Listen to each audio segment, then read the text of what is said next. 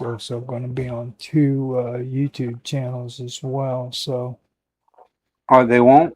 it'll be on two YouTube Oh, okay. channels as well. So, Yeah. I've got yours fired up. I believe that one automatically does a stream. Yeah, it says end stream, so that's good. Which I'm going to have to exit out of the full screen because I got to still check the one I'm on. So yeah, that started up. Go to Rumble. Make sure that I save the background on there. Hit start.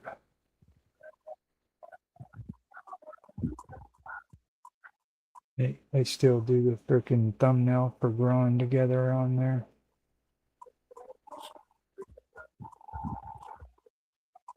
There we go. We got it.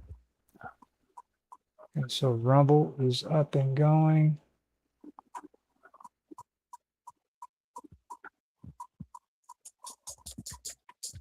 We should be here ready to go here in a minute. Let me go double check and make sure the audio is coming through good. Now, whenever I ask you to say something, okay? Okay. We get going in here. We get going in here. We get going in here. Oops, got a boot going on. Okay, do me a favor. Let me wait until this loop is gone, and then I will freaking ask you to say something, okay? Okay. I will freaking ask you to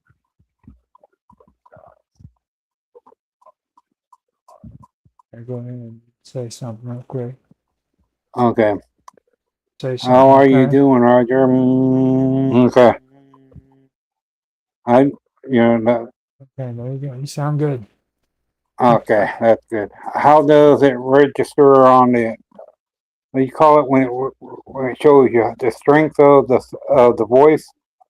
Oh, you're good. You're going up into the red whenever you say something, so you're good to go. Bob Okay, Dub, and Bob Dub said she'd be able to come in. I believe she said it'll take her a little while. I'm checking. I'm gonna check now real quick to see if what Otto said. He left a message. He said he can't make it. It's getting late, so he has who to. said that? Otto, Oh, Otto from the UK? Otto from New York. Oh, New York. Oh, okay, okay.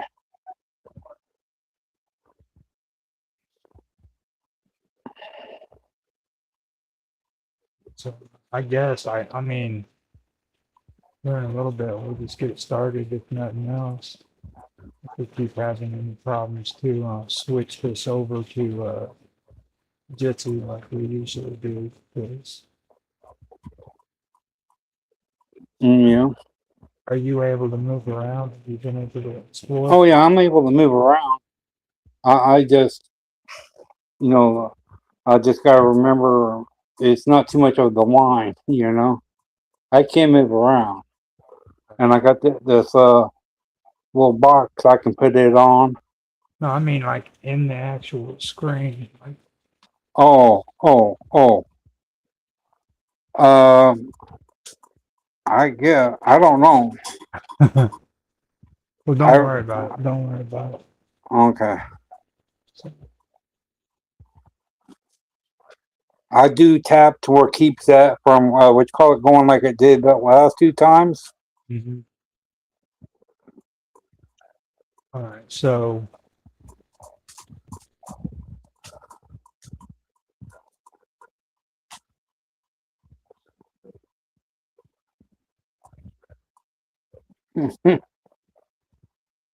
Yeah.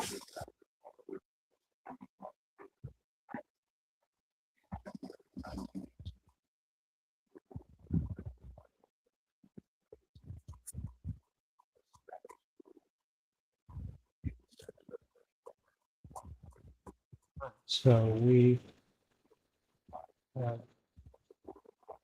everything ready to go. I'm gonna go get some coffee. I'll be right back. Uh, we got about 8 minutes before 9. I guess that'd be a perfect time to start. Cigarette and do that before time comes to. We'll get your show started, okay? Sound like a plan?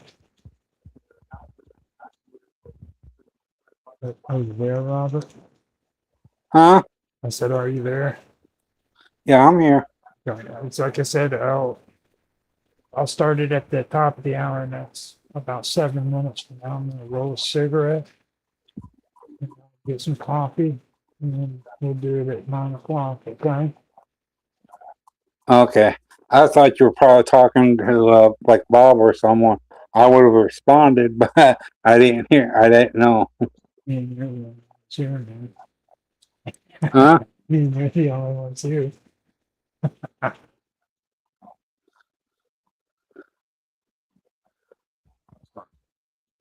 It's just you want me to grab you a soda or anything while I'm going up that way? Yeah. It should be cold, but oh, I know you're in the front room. Feels kind of weird. So what do you think about this? Does it seem to be pretty cool on the phone? Yeah. The only issue I had with it when I was doing all that, and it's with Jitsi and Element too, is since they're browser based, they don't freaking leave like a freaking thumbnail on the phone where you can just click it and go right to freaking where you want to go to. You know what I mean?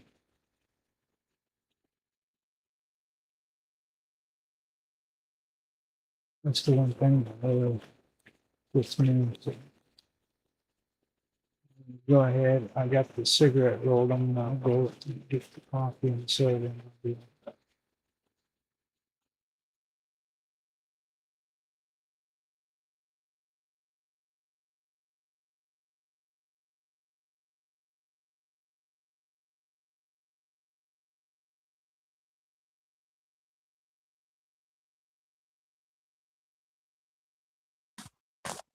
Okay. I had to do that because it went back to the thing. Yeah, that's what I'm doing.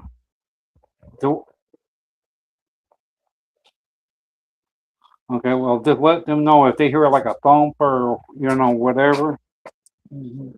You now see right here. Yeah. You see another black space right there come in. That means somebody else is coming to the room. Oh, okay.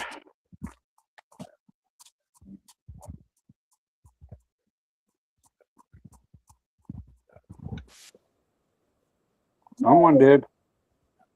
Oh, someone just left.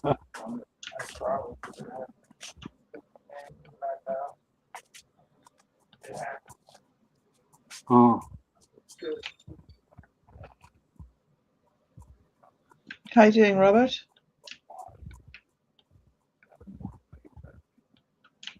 Can you hear me?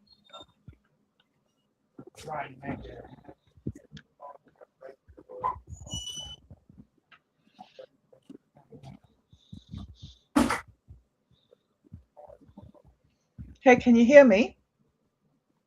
Roger went outside to smoke a cigarette. Okay, but you can hear me at least. Yeah. Okay, good, good. How are you doing? Oh, I'm doing okay. It's Sunday today, so I've been trying to catch up with some of the sort of weekend things. Sorry, I've been so slow catching up with you, getting in here. Did you manage to get in okay? Was it easy enough to make an account? I don't know. You have to ask Roger about that. Did he do it for you? I don't know, Okay. but yeah, it's nice. I like it because it has that big old house, big building or whatever that is. I see, and someone. This is going to be a bar in here.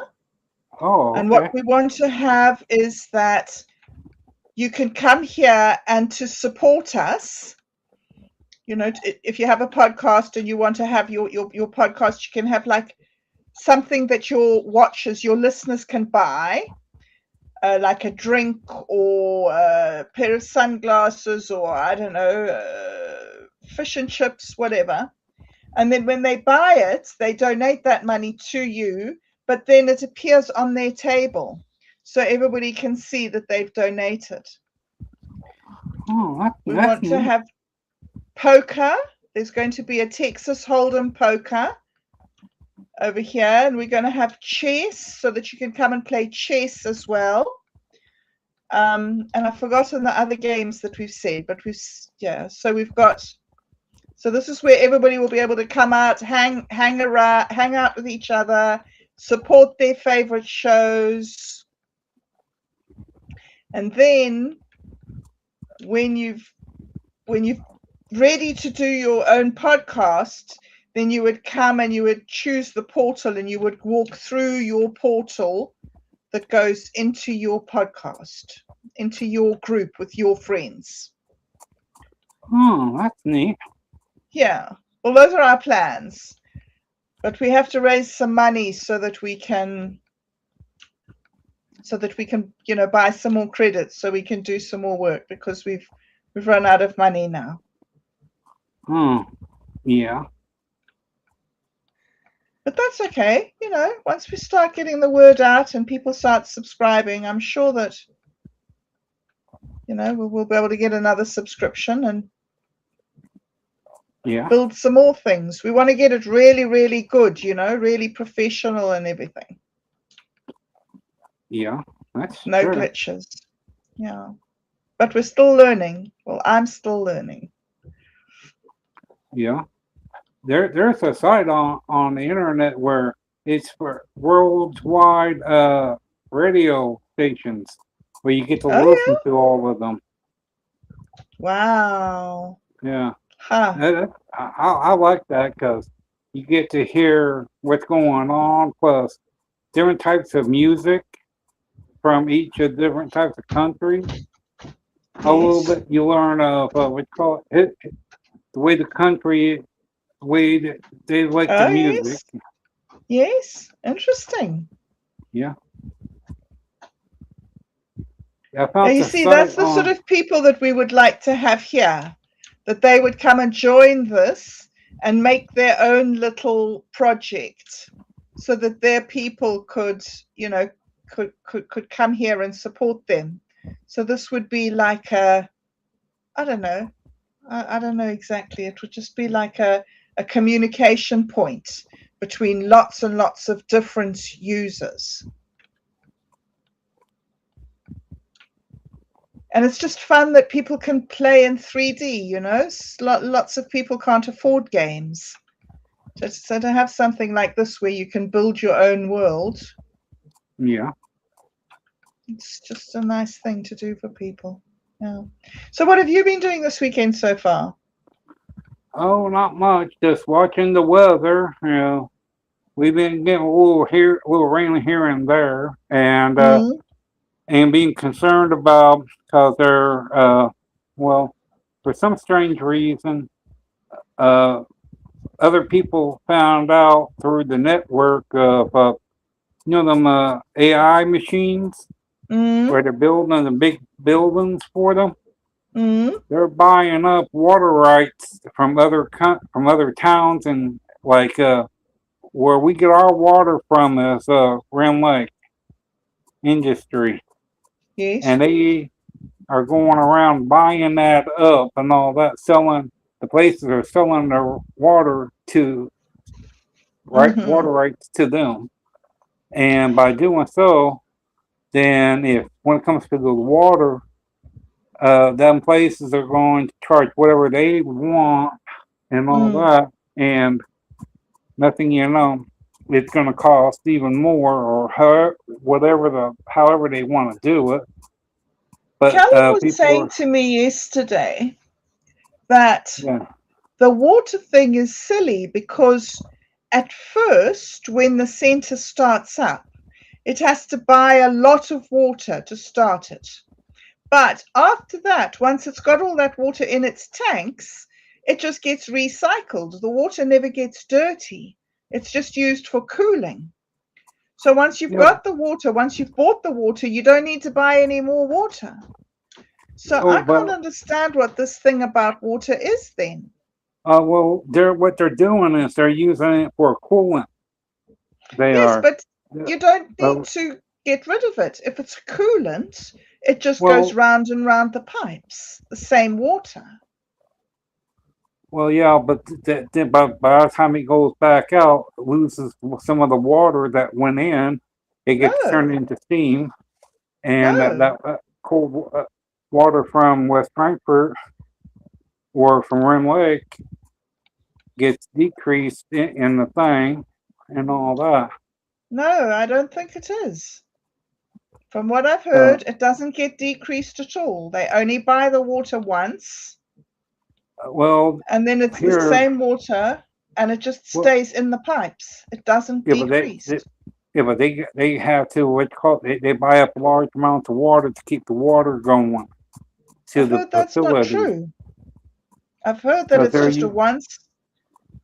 I'm going to have to look into it because I've heard that that's not true, that it's being misreported. It's a one-time purchase of water. And then after that, you just use the same water over and over again. well, yeah, you do, but when the tank starts to drop, they got to replace. It doesn't start to drop. There's no way that it can start to drop. It's like the water in a radiator in a car. You put the water in, and then the water works in the car. And it's only if you like get a hole in your radiator that you have to top up the water in the radiator.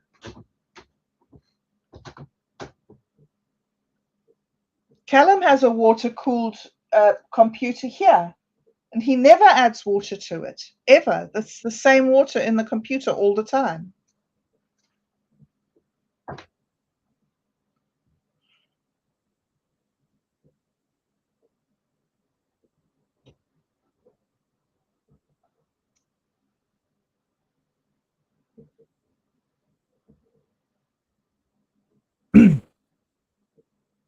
Hey, Roger.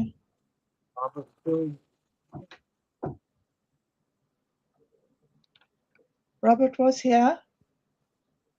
Oh, okay, I got it, but Hey. it's got some other. The phone keeps going dark on them. There's that high definition too. Oh, okay. Anyways, it's not used to touching the screen. Make sure it doesn't do that. Okay.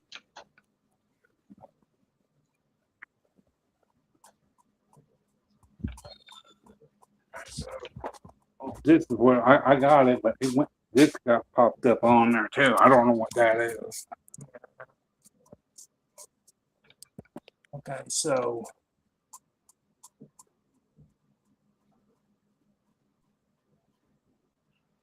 Okay, so I won't be able to stay too long, but Roger said you wanted to talk about plants, Robert. Yeah, I don't even know what.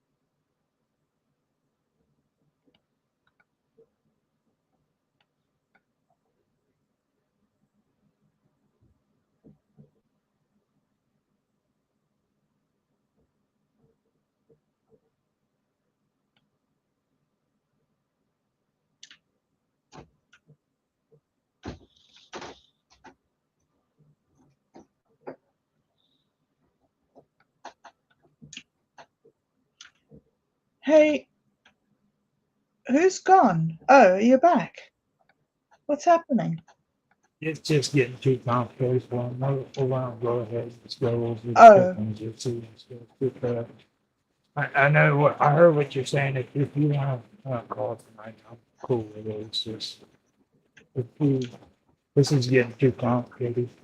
To be honest. Yes, but you know what? You came. Thank you so, so much for coming and trying it.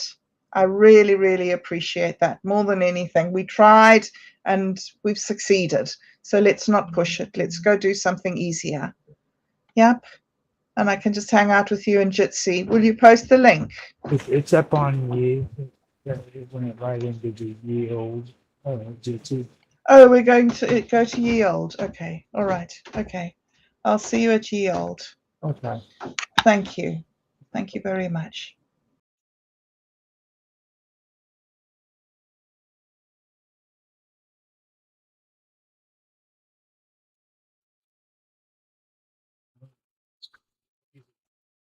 Okay. So let me go ahead and put this organized. I've got to.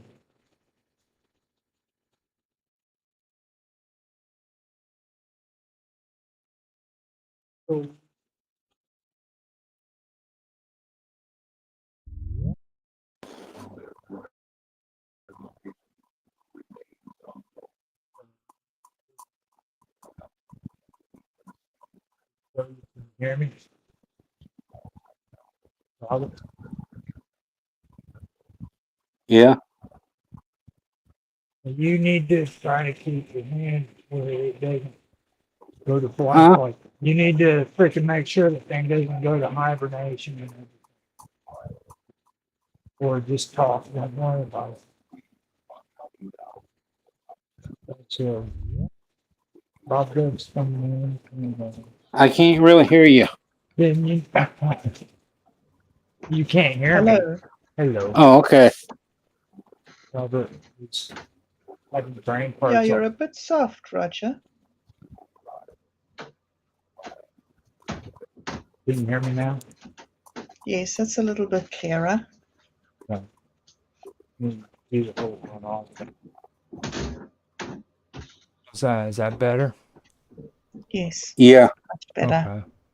There we go. I swear this is getting more and more complicated. Sure does feel like it. It's just, man, oh man, he's up to it again. Okay, so I've got everything pretty much organized and ready to go. Whenever you're ready to do the show, Robert, let me know, and we'll get it all started and everything. It should be good to go.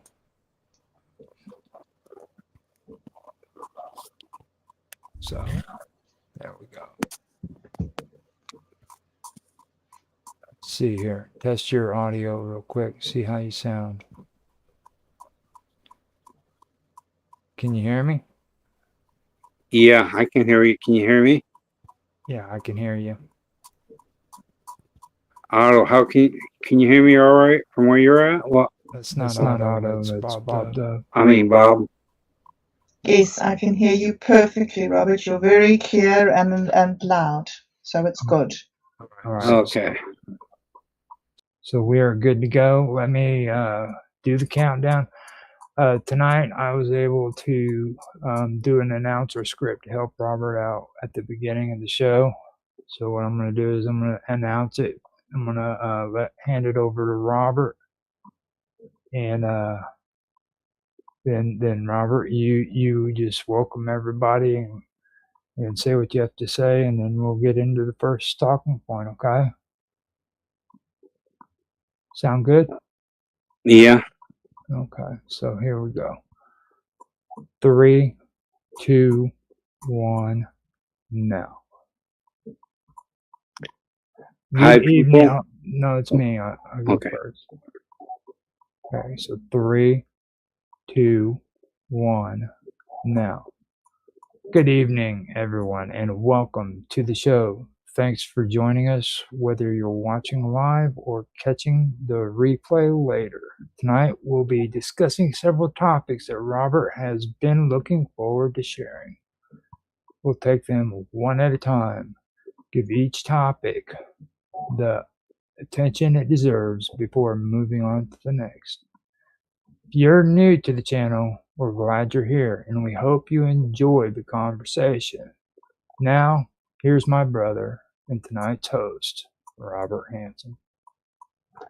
Thank you, Roger, and thank you, Bob, for appearing on this show. And we will be talking about different types of weather, different types of radiation of plants, and the mutations, and the progress of plants in other types of season.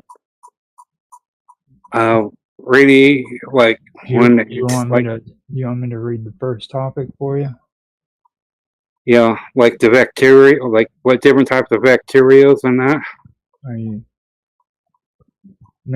I can read the topics if you want. Yeah. Okay.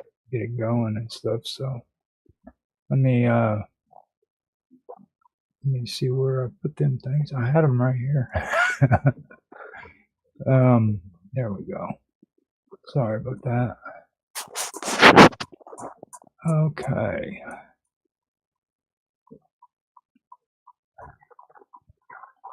Plants exposed by extreme environments is what I named this on the talking points. So I guess that would have been the best way of saying it. I don't know. Yeah. So you were wanting to talk about research that was done when it comes to plants that are introduced to extreme radiation and stuff, and I found out that extreme research does show that plants are resilient to extreme radiation, often surviving doses that would be instantly fatal to humans. Decades of field study in nuclear disaster zones like Chernobyl and Fukushima, space biology experiments, and laboratory gamma sources testing have revealed the unique ways plants handle radioactive stress. Now, while humans can withstand around 4 grays or GY of radiation, many plants routinely survive acute exposure between 30 to 300 GY.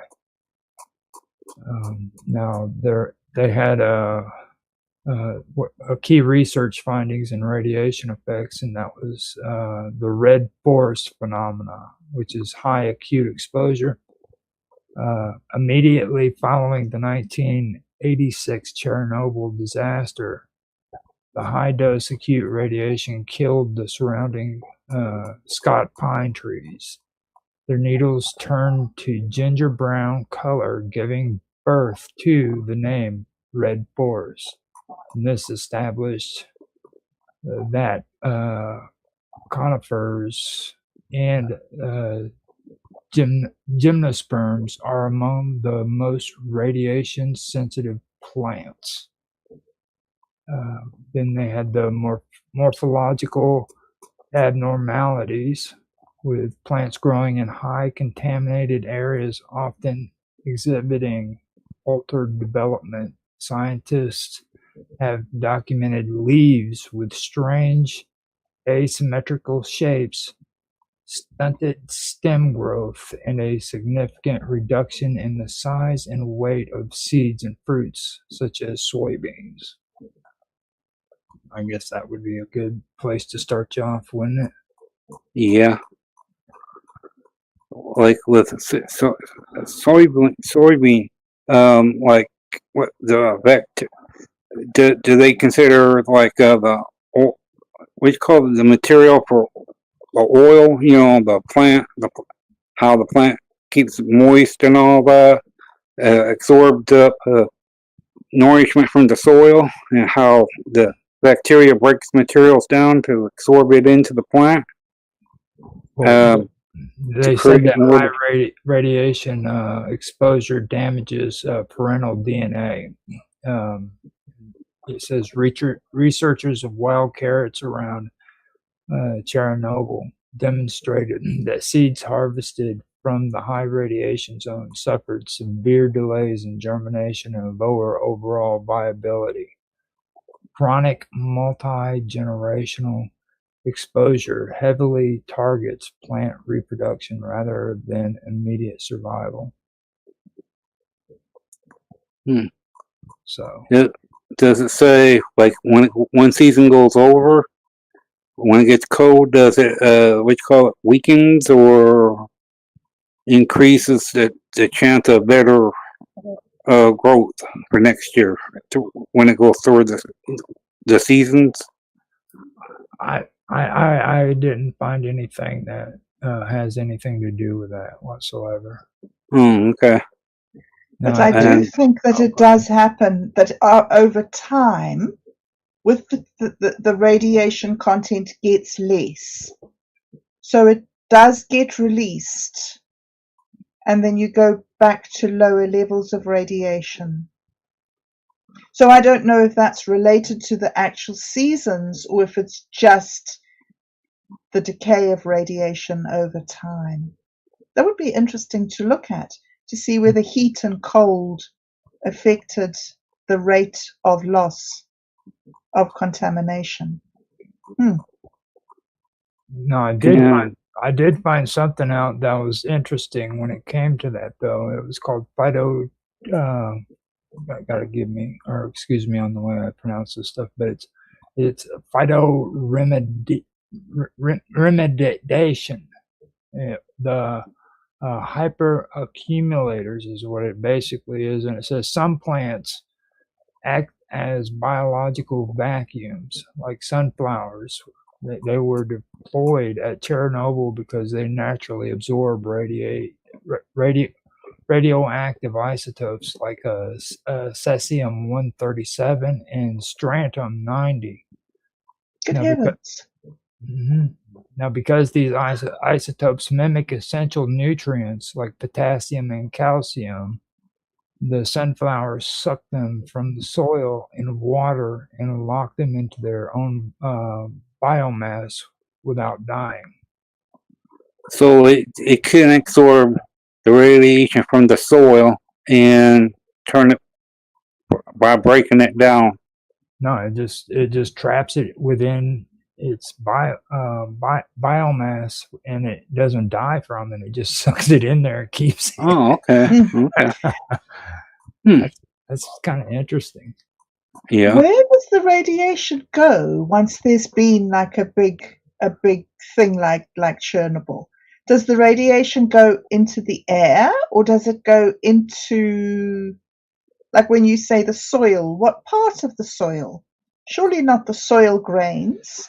Maybe the plant matter in the soil, the dead leaves and the dead animals, and where is it stored? That's a good question. And while you guys are discussing all that, I can do a quick check for you, because now I've got it to where I can bounce around and it doesn't mess the video up. Nice. So we can actually do that. So because I was wondering about that, because you hear about the radiation fallout and the soil and how long it takes. And when it comes to plants, when you see trees somewhat doing all right, you know how the trees, the oil from the tree, it goes back into the root system at winter time, and then comes back at the beginning of spring. Through the process, how does the radiation affect that? Yes, and that would be very interesting. Does it penetrate into the seed or into the roots to alter that for the next season. Yeah, and that's why I'm curious about that. And well, when other like like um, peanuts, okay, peanuts puts hydrogen back into the soil, and I was wondering if that is the case. How has that ever been shown up as a way of processing the soil? Now, I do have information on what you guys are asking about where the radiation goes to. Now, when a nuclear disaster occurs, the radiation itself doesn't physically settle anywhere. Rather, billions of tiny unstable atoms called radionuclides are carried by wind and rain and deposited directly into the surface of the soil and the plants. And over time, these radioactive particles undergo a dynamic journey of movement, chemical binding, and plant absorption. Now, plants do not absorb radiation. They absorb the physical radioactive isotopes like cesium-137 and strontium-90, dissolved in groundwater, mistakenly identifying them as vital nutrients. How does that affect the what we were just saying too about the oil? You know, what you call it when the tree drops it, Well, oil. see, when you refer to plants though and oil, what you're actually referring to, oils only that they're the ones that in plants that creates the fragrances. Like when you smell a flower. Okay. That has nothing to do with like um that has nothing to do with like pollen or anything of that nature. It's more it attracts the pollinators so that they freaking come in and they actually um pull the pollen from the plants and everything. Don't get me wrong, but they don't actually like send out anything for pollination. They just attract the pollinators. Okay. Well, does that interfere in that process in any way?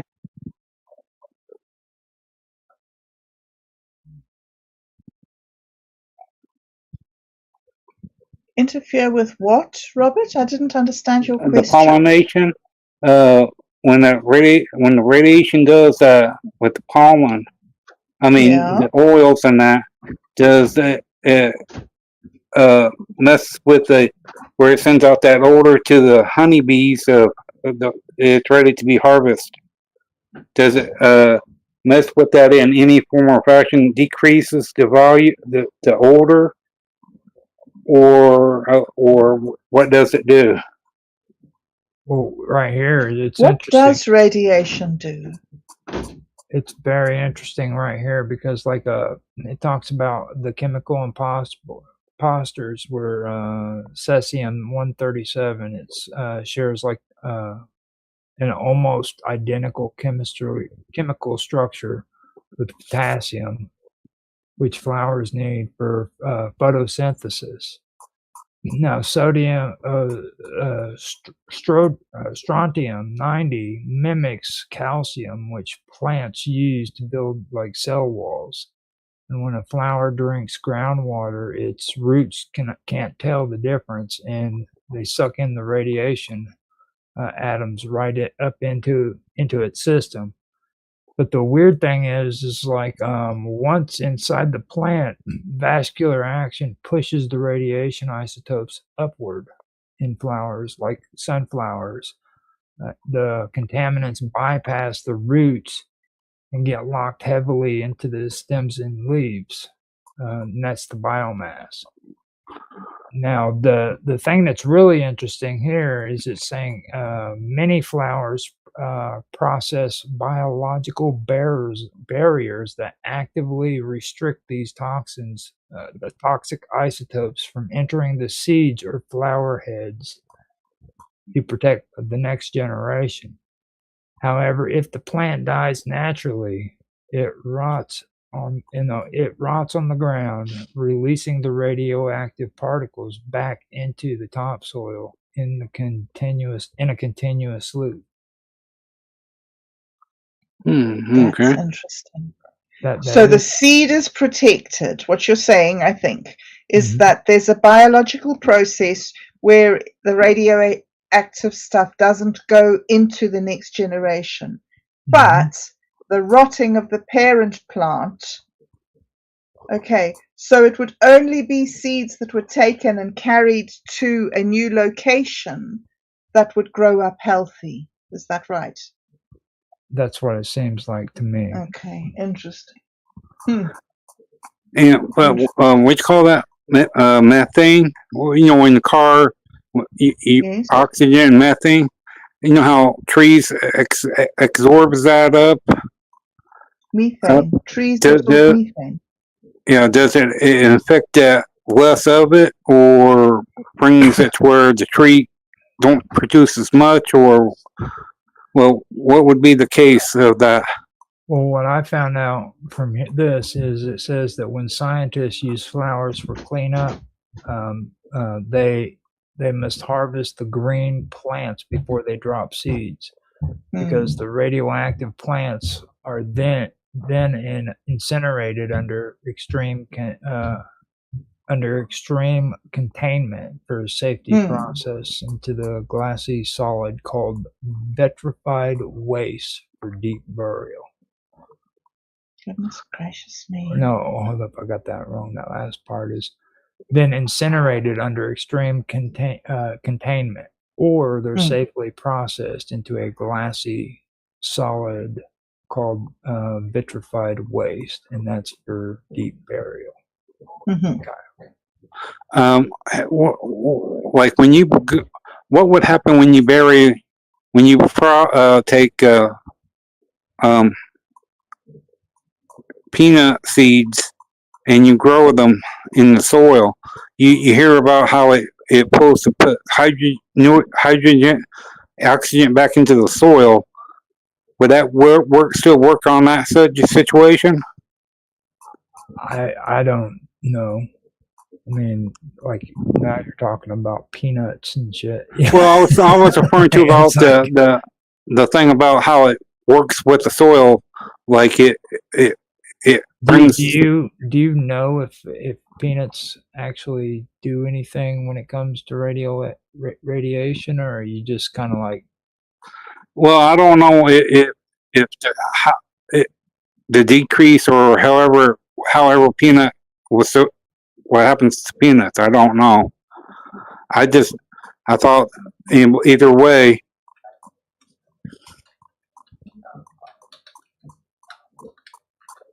I just know that peanuts put oxygen back into the soil. Peanuts put nitrogen into the soil. Yeah. Peanuts put nitrogen into the soil. They said that peanuts have been extensively used in radiation research and soil cleanup experiments, but scientists discovered they react very differently than sunflowers because peanuts are a major global food source and grow their own pods directly underground. Researchers have heavily studied how the interaction of radiation, soil, and heavy metals and radiation induce mutations. Right.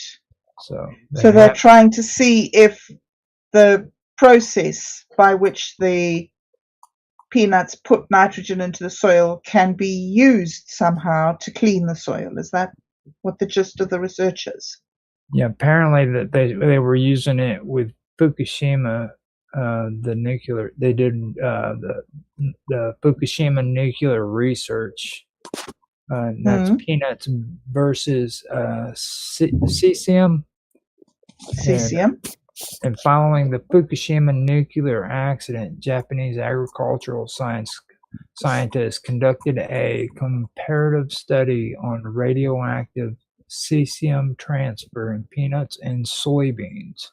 Now, because the peanuts developed their fruit which is the pod underground, scientists feared they would absorb massive amounts of radioactive Right. I cesium-137 see.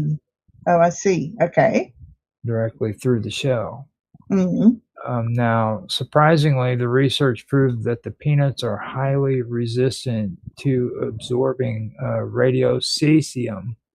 Okay. The peanut plant has a natural biological barrier that severely restricts the translocation of cesium from the roots up to the stems and from the stems into the actual peanut root.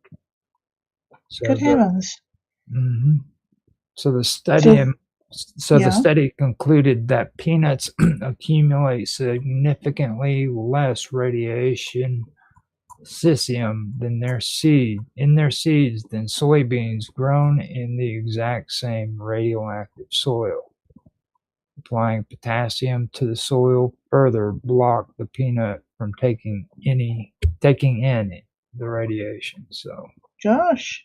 So peanuts are naturally resistant to radiation. Now, cesium. So what was it in the sunflower? What was the sunflower resistant to? Was it also cesium? now the sunflower, let me see, I've got that one up here. This one is actually the first one that Robert had me go through. I'm having to scroll up. Scroll up, brother. Scroll up. Okay. Let me see here. I didn't realize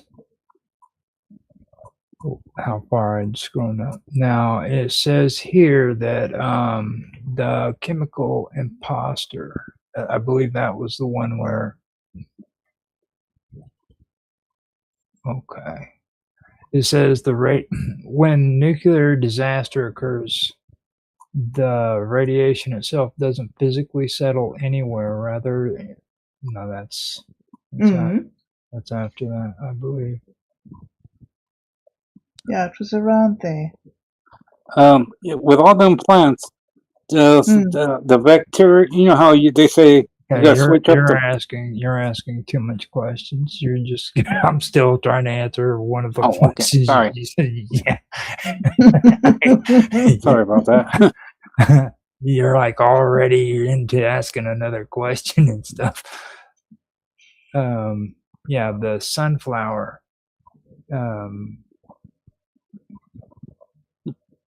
Yeah, you're right. It's no, when scientists use flowers to clean up, they harvest the green plants. That's Right. Right. okay. Now, was that in the notes? Yeah, there. That could have actually been in the notes. Plants growing in highly contaminated areas often, no. Yeah, here it is. It's some plants act as biological vacuums. Sunflowers were deployed at Chernobyl because they naturally absorb radioactive isotopes like cesium-137 and strontium-90. Now, because these isotopes mimic essential nutrients, potassium and calcium, the sunflower suck them from the soil and water and lock them into their own biomass without dying. So they lock them into that biomass, which is the trunk and everything, without dying. So the peanut, I guess, has a resistance where the sunflower just sucks them in there and keeps them. Sucks them in. Yeah, that's amazing. Yeah, so you could say you could plant sunflower on one side and peanuts on the other, and the two would work towards each other's goals. Well, I would probably use peanuts for like if you're a farmer living in an area that was affected by radiation, which there are people who do that. They still live there, like in Japan. I would probably grow peanuts so that I could have something freaking sell. Well, yeah, Yes, something that you can eat that's not poisoned. Right. Whereas the yeah. sunflower's cleaning your environment. But it's not really cleaning your environment unless you pick the green matter and take it and go and burn it in some huge factory thing and make some glass stuff out of it and then bury it in the soil. I mean, so it's kind of a not just it's no good unless you do the whole Well, I was wondering too. destruction thing. Now, there's one more thing on here that Mm. goes into the notes that I underneath the sunflowers, and they call it cosmic radiation mutagenesis. They said joint research by the IAEA and the FAO involves sending crop seeds into space to expose them to extreme cosmic radiation. This intentionally triggers rapid DNA mutations to cultivate new supercrops that can resist climate-driven drought and extreme heat.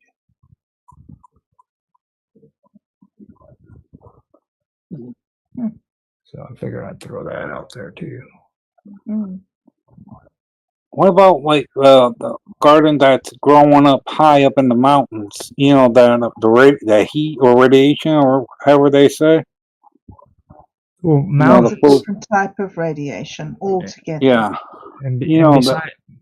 besides that, with mountains in radioactive situations, they always encourage people to be around the mountains because there's some mountains even that has like minerals inside of it that can protect you from the fallout. So I mean, that from what I remember them saying that it was safer for you to be in a mountain region whenever it came to nuclear fallout rather than being on flat ground. Gosh. But that was old school stuff. That was back when Cold War was going on and everybody was terrified of it.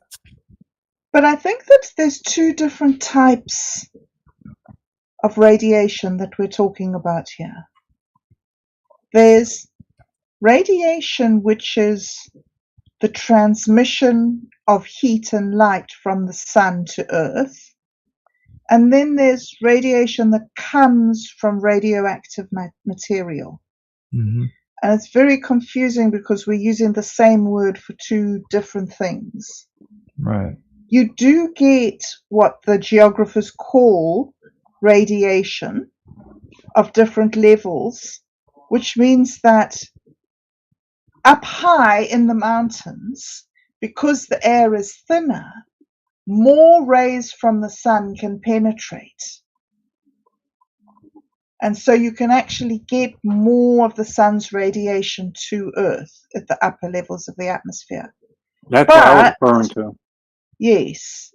But those are balanced by the fact that it gets colder the higher you go. So you need that extra input from the sun to sort of balance out the temperature there a bit. Whereas down low, where the atmosphere is thicker and heavier, more of the rays from the sun get blocked and get bounced back out of the atmosphere, and so they don't reach the actual ground. And it's very interesting because the rays from the sun coming through the atmosphere don't heat up the atmosphere. They only release their heat when they touch the ground. And then the ground is what warms up. And then the ground loses heat into the air immediately above it. But the sun's rays don't heat the air itself. Yeah, but what you just said, when it's radioactive, is the soil can it actually absorb the sunlight like you were referring to, and then it goes into the plant with no problem, or less of it, or however? Radioactive is a different thing. In clay or minerals like mica, the cesium-137 locks tightly onto the soil particles like a magnet.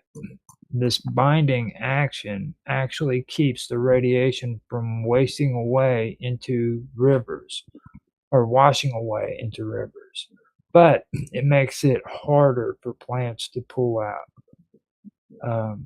Now, the slow sinking is the next one, and it says over decades, rainwater slowly pushes the unbound radioactive particles deeper into the earth. Research in Chernobyl showed that radionuclides sink vertically through the soil profile at a glacial pace of about 2 to 4 centimeters per year. Now, the deep root elevator part is as the radiation sinks, a strange tug of war happens. While the shallow topsoil gets cleaner, the radioactive particles eventually reach the deep root systems of large trees. Now, these deep rooted plants suck the buried isotopes up and pull them right back up to the surface, dispersing them back into the forest floor when their autumn leaves fall. So, in places like Fukushima, the soil didn't clean naturally fast enough, and the Japanese government launched massive decontamination efforts by physically scraping off the top 5 centimeters or 2 inches of topsoil across thousands of fields, packing it into millions of black storage bags and moving it to centralized lined repository facilities. So that's what that says about that. It's weird that you brought that up because that's exactly what they're talking about right there with the soil. Okay. So it's kind of weird, especially when you're talking about the trees, because the roots literally just suck in the radiation and just disperses them right back up to the top of the ground again when the leaves fall. So Does it say anything? You know how everyone says lightning comes from the ground. Well, when that happens, when the weather pops up, does it disperse, or what does it do when the electrical gets activated? You know, when there's a lot of lightning going on. Mm-hmm. When there's a lot of lightning going on, it's because there is a difference in electrical charge between the surface of the earth and the bottom of the clouds. Yeah. And so you get a spark that just jumps. And Yeah, once that. Sorry. Yeah. Carry on. I was just saying about how it shoots up from the ground, Yes. the lightning. It can And shoot up or it can shoot down. It's more likely that it shoots down. Oh, okay. From the cloud to the ground. But then when it touches the ground, it gets earthed. And so it just gets dispersed and neutralized like electricity would. It is electricity, basically. Oh, okay. Yeah. So yeah, if the earth was different from what it was, then we wouldn't be able to live here. Like when that happened, it would just electrocute all the creatures of the whole world. But because Earth behaves like it does, it takes that electricity and it just, you see, inside the water, there are lots of different salts. And the salts inside the water all have little electrical charges on them. So when the electricity hits and it gets into the soil, into that charged water, it just each one takes a tiny electron out of the electricity, and so instead of it being ionized, it's now neutralized. Gosh, that's just way too difficult for me to explain without a pencil and paper. That's something that I have to draw in order to explain. Yeah. But The it's one- fascinating. So many of the miracles, almost, the miracles of nature. If this didn't work like that, and if that didn't neutralize this, and if that didn't balance this, we wouldn't be alive. We wouldn't be here. What type? Like when it comes to sand, Mm. and and like in New Zealand, the soil there. What? How would that work on either one of the types of soils? Well, the different Yeah. type of soil is different because of the different type of rocks that it's made out of, right? So the rock gets broken down into smaller and smaller and smaller pieces, and when it's just the smallest pieces that it gets to, that's the basis of a soil. So if you've got a black rock, you'll get a black soil. If you've got a white rock, you'll get a white soil. Yeah? I was talking about the radioactive, where the different types of soil is in with that see, radioactive and the plants. see, no, what that has to do with it is like the soil doesn't actually cause the the lightning discharge like you're thinking of. It doesn't actually like discharge electricity out of the ground or anything like that. Okay. Now what it does, it alters the electrical properties of the environment. Okay. So instead of generating lightning like discharges from the soil, the fallout essentially turns the air above the ground into like this invisible, highly active electrical conductor. You know what I mean? It causes an ionization effect. Mm. Yes. That's what I was. Yeah. That's kind of what she was getting at. You know what I'm saying? It affects like it electrifies the air basically. You know. So you've got things like they call it stripping electrons. Then you have air conductivity, where it's conductive. Oh, contradictory. Oh, No, conduct is conductive. You know what I mean? Yeah. Normally, air is like an electrical insulator, but when fallout blankets the ground, the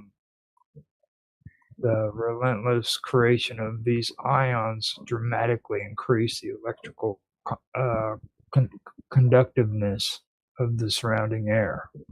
You know what I mean? It just literally it becomes a conductor for freaking electricity. So when they have storms, they have storms. You know what I mean?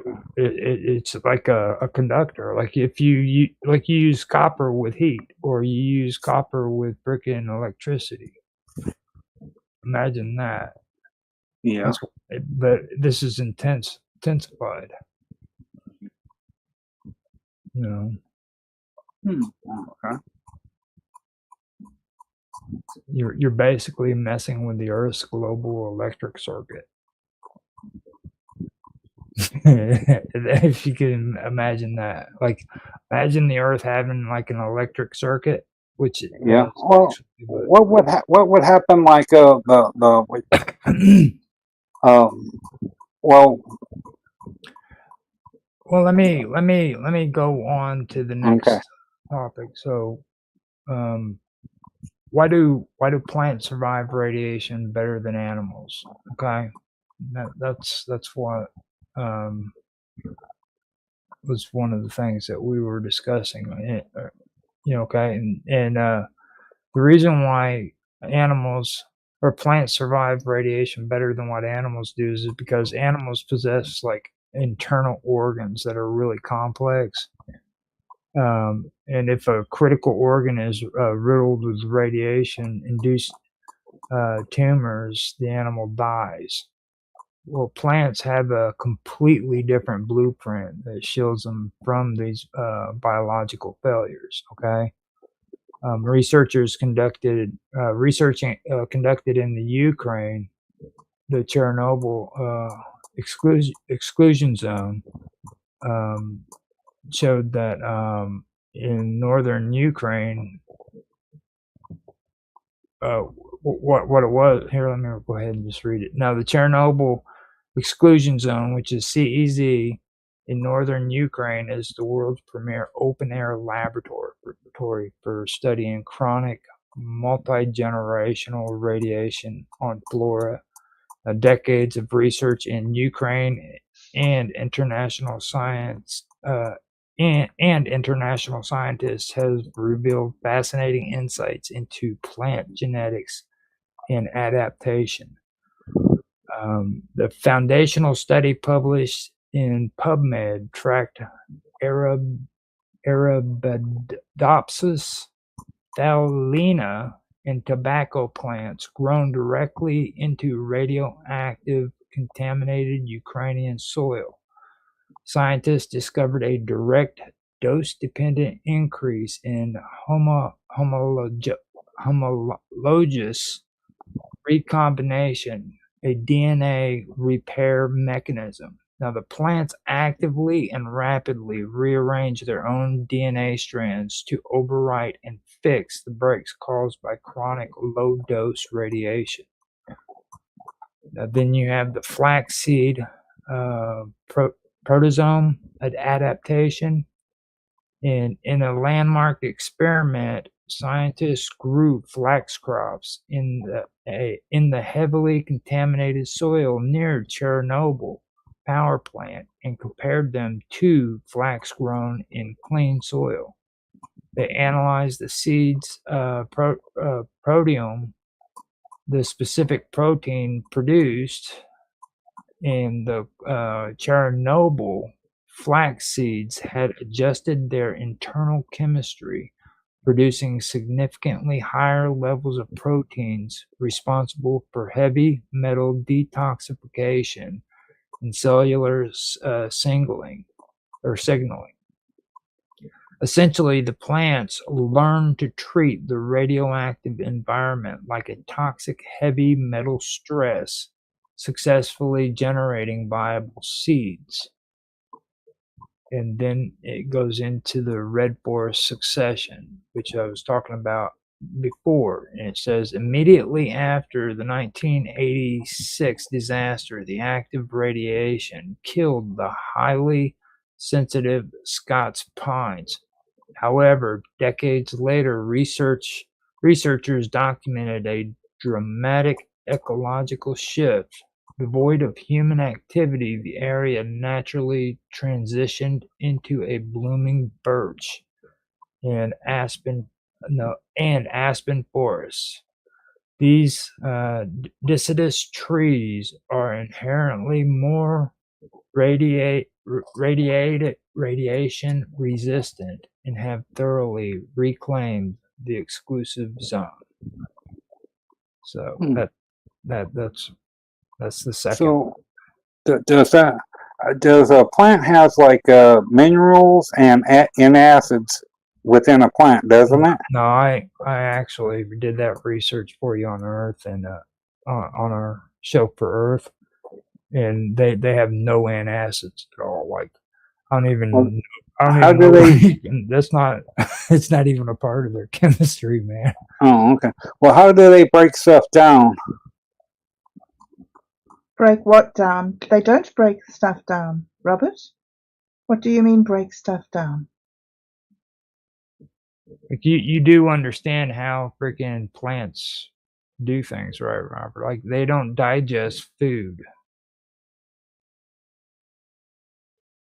The dead plants fall into the soil, and then with what the animals do, eating them up and pooping them up, and the soil and everything, they are reduced to like a slime, a sort of a watery slime, which is full of minerals and salts and different nutrients, and the roots suck little bits into them, like you drinking a cool drink. So the breaking down happens in the soil, and then the plant just sucks in water that has got chemicals, minerals in it to feed its leaves. And then it grows by what is its photosynthesis, is it, Roger? Yeah. The process of photosynthesis is what Right. causes plant growth. Yeah. On that process, that don't get affected by that stuff, does it? Yeah, Which it stuff? did. It does. I just like read out tons of stuff that Oh, okay, yeah. Okay. Yeah. photosynthesis. Now you guys have me saying complicated words. Yeah. Now, What? hold up. Now, Mm. the photosynthesis comes in the part that I was talking about with the red forest phenomena, I believe is what it was. Yes.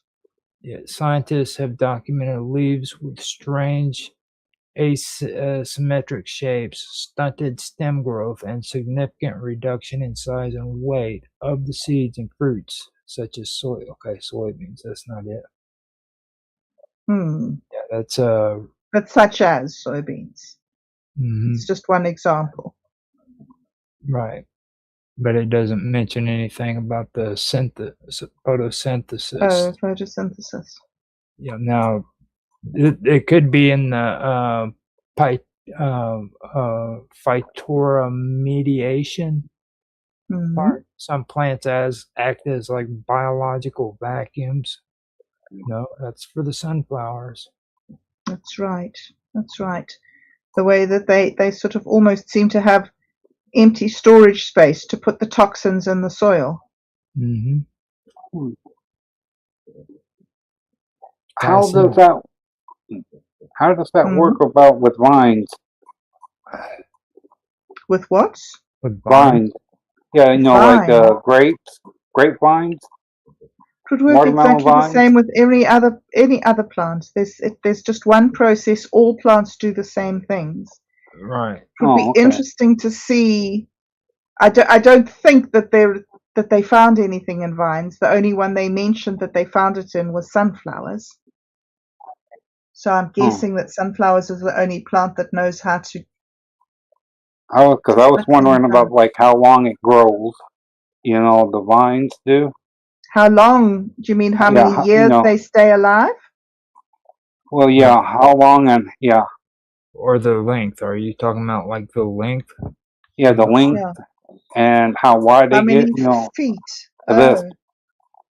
So yeah, I have a suspicion that Robert has been watching too many sci-fi adventures, and he's thinking that these are going to become mutated vines that are going to eventually like get huge. Well, no, I was referring to like if that happens, less the vine growth or fruit as well. If you go off of just sunflowers, okay, then you can tell what that would do if it's like the same with other vine kind of things. Okay, it would literally absorb the radiation in and hold it in. And if it's like every other flower or flora, whenever it decays, it'll just reintroduce it back into the soil that it's on top of. Okay. So like when male and female flowers of plants, you know, I don't even think that the male and female has a difference. Like this has absolutely nothing to do with growing or anything like that. As a matter of fact, from what I'm reading here, it sounds like plants actually do better in radiation than what we do. Yes, it looks like that, hey? Is that plant material seems to be much less affected than animal matter. It's really interesting. Get more mutations. It really is interesting.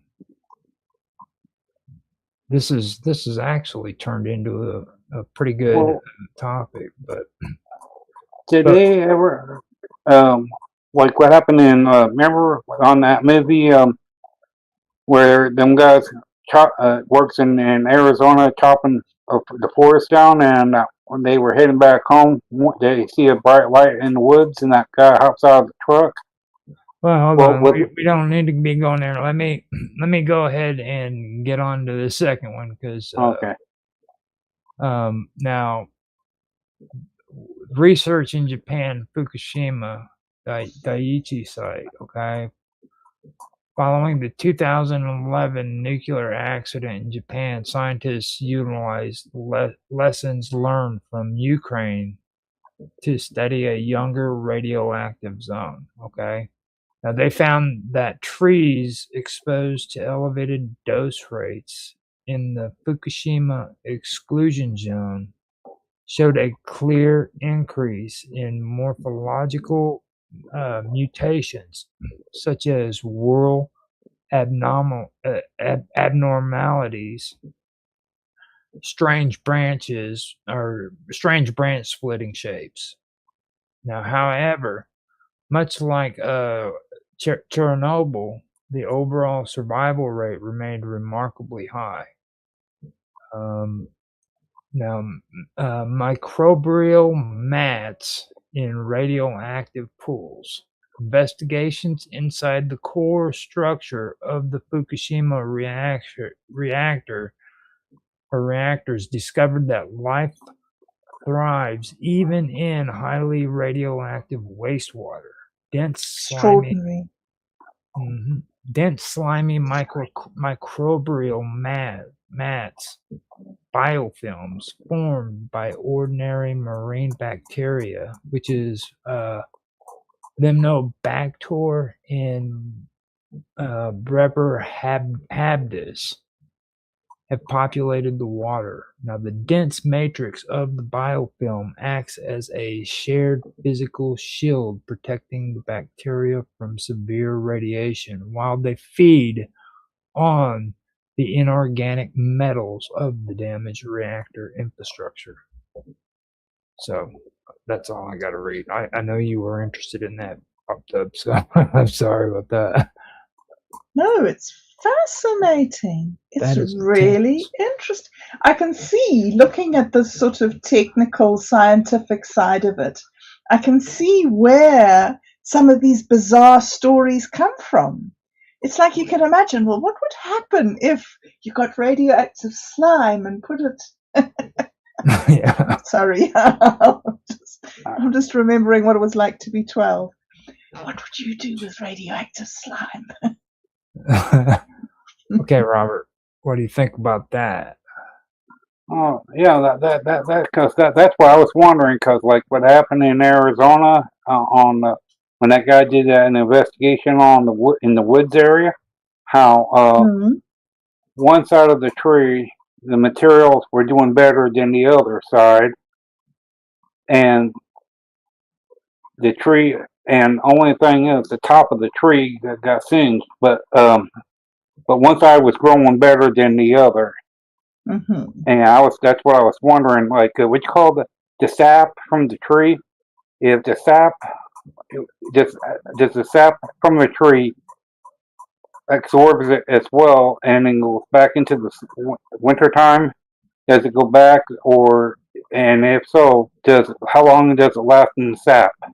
Like any kind of radiation, like from a flying saucer or the sun or fallout.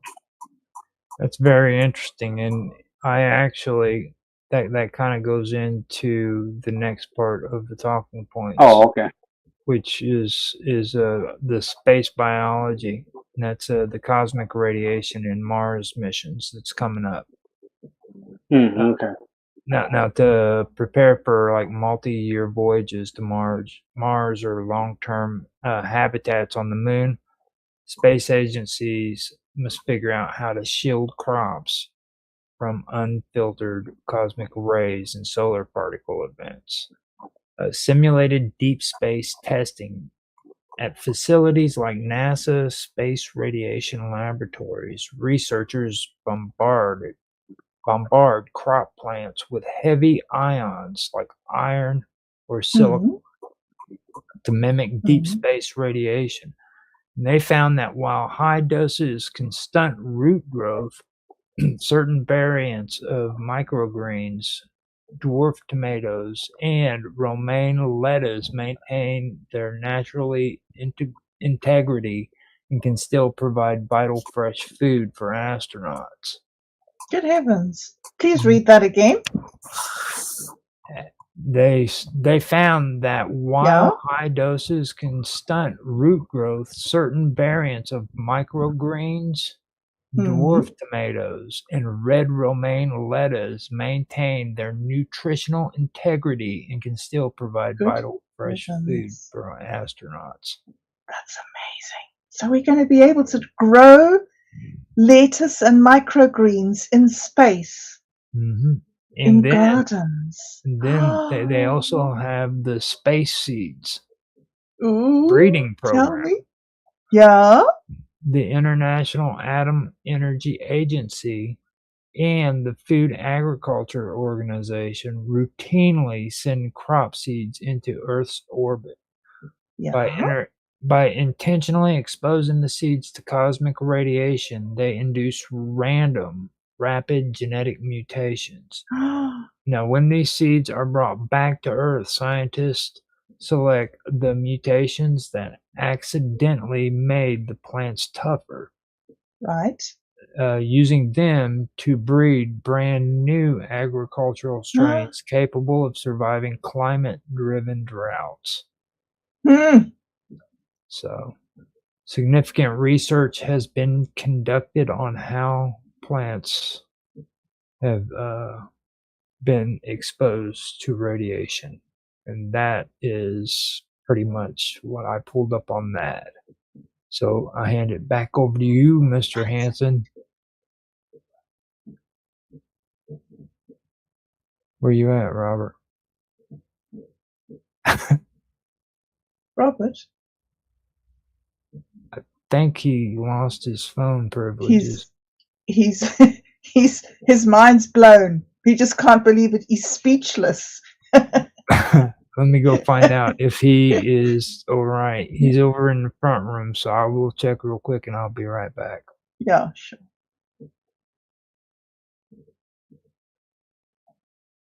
I should have things to say here. If I was more on the ball and more in tune, I would have something pulled up so that I could read something fascinating, but I don't right now. What should I ask?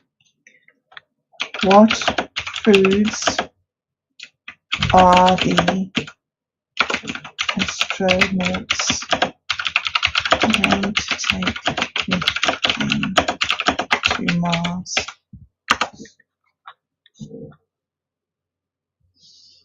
Okay, let's see.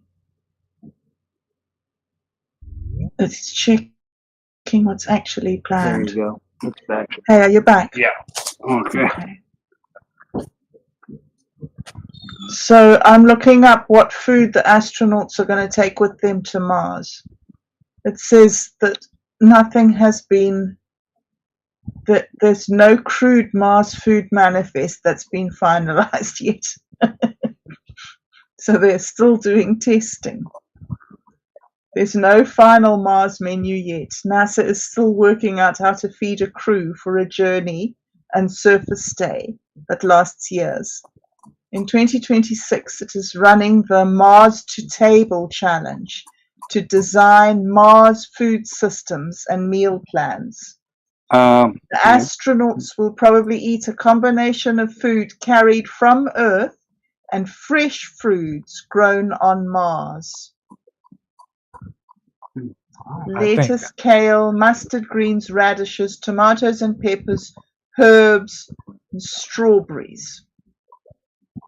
No, I think that would be a good start, but like whenever they get there, they're going to have a plan on exactly what you said, growing it there on Mars. You know what I mean? Yes.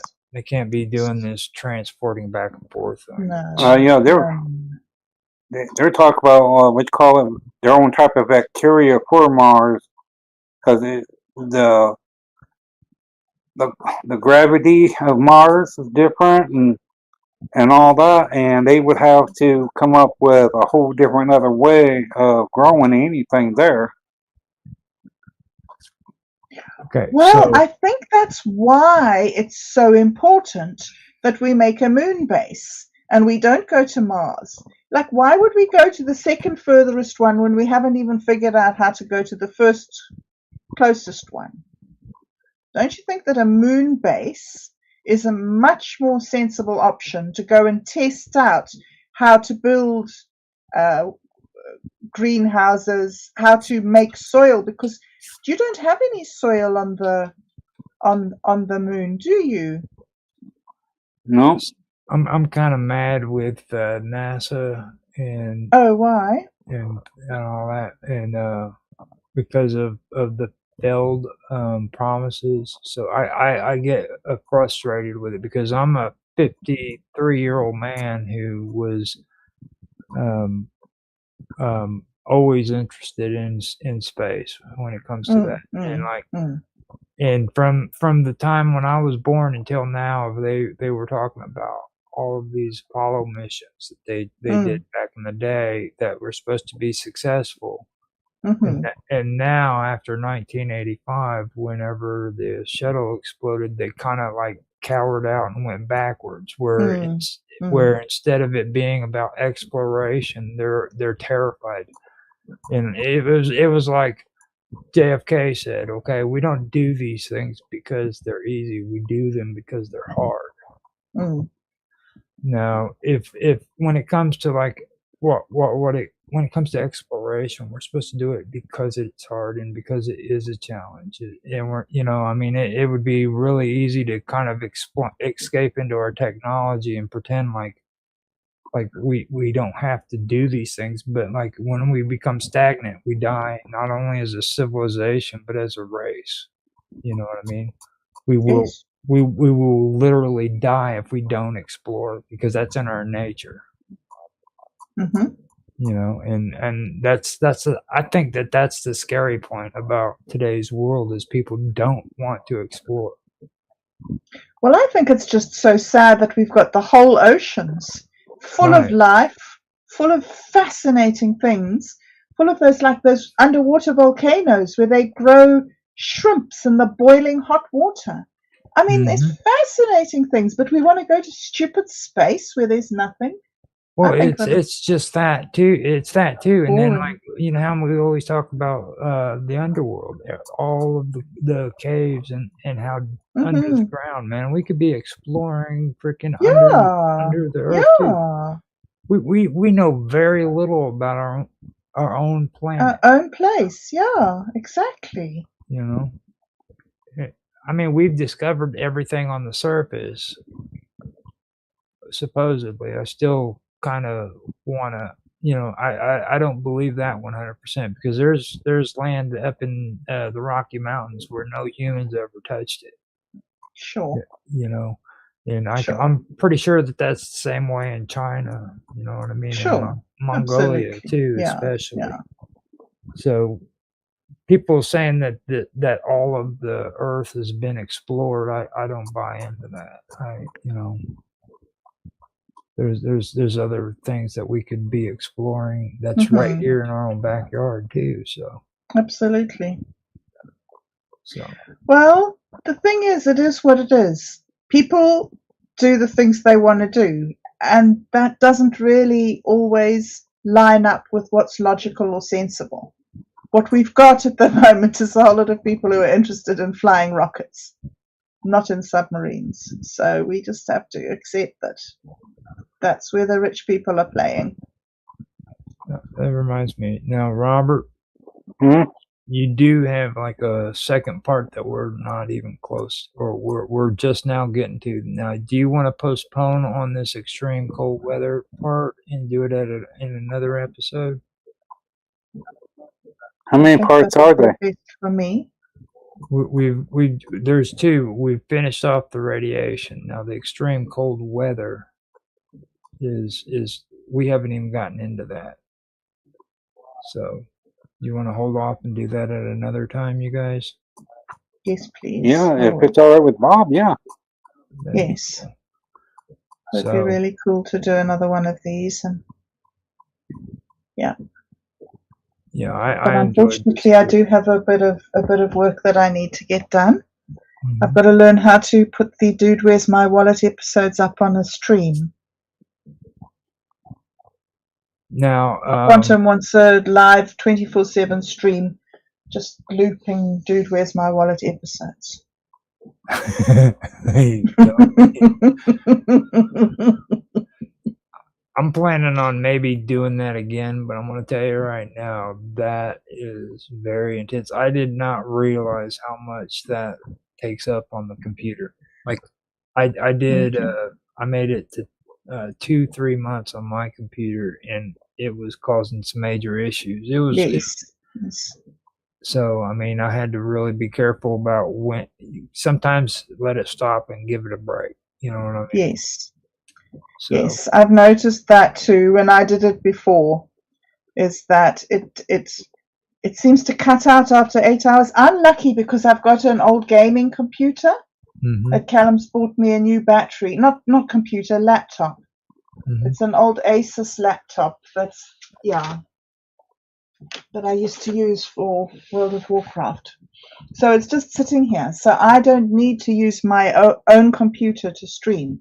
I can just set this laptop up. So that's what I'm Robert's maybe. Robert's gotten quiet again. Are you there, Robert? Sorry, Robert. Are you there? Yeah, I'm here. Okay. Okay. All right. So I need to go and sort that out. So I'm afraid I have to leave. All right. Okay, So, Bob, I said hi. Okay. Thank you so much for having me on your stream, Robert. I loved it. It was absolutely fascinating, and I Thank look you for forward to being doing it on. again. It's awesome. Okay. See you again soon. Okay. Okay. Thanks, Roger. Thanks, Robert. you too. Bye. Bye. So I've got a cool outro for us. So let me go ahead and do that, and we will be done. So, so that brings us to the end of the night, or end of tonight's program. We appreciate everyone who stopped by to spend some time with us, even if you're watching this later.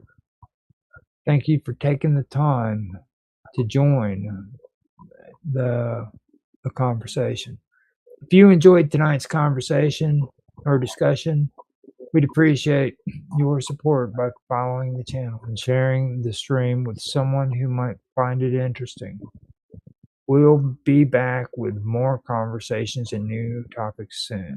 Until then, take care of yourself and have a great evening, and we'll see you next time. Good night, everybody.